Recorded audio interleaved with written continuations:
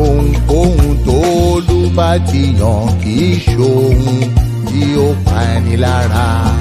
Olórísun rere ni òun Ọlọ́run tèmi, ẹni tí dandan rẹ̀ kì í pàṣẹ ó ń ṣe kìsà.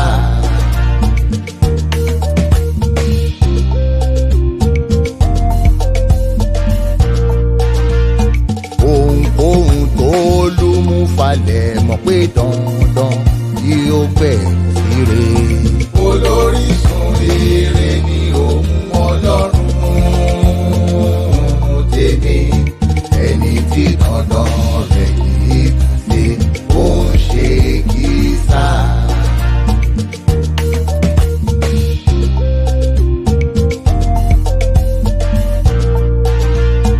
Ohunkóhun t'Olúwa ti kọ̀ kì í ṣohun tí ó yọ ọmọ lọ́rùn.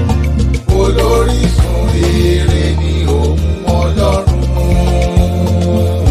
tèmi, ẹni tí dandan rẹ̀ kì í pàṣẹ ó ń ṣe kìsà.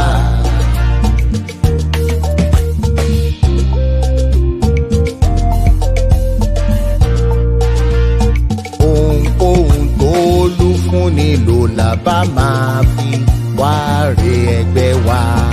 Olórísun rere ni òun Ọlọ́run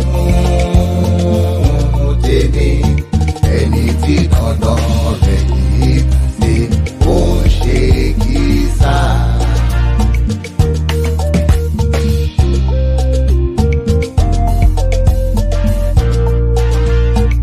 Ohunkóhun t'Olú bá ṣe tí kì í ṣohun tí ó fàre mọ́ni. Olórísun rere ni òun Ọlọ́run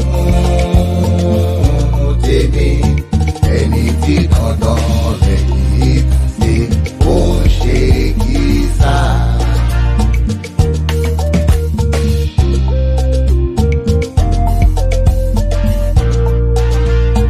Ohunkóhun t'Olú bá ti yàn kì í ṣohun tí ó pa ni lára.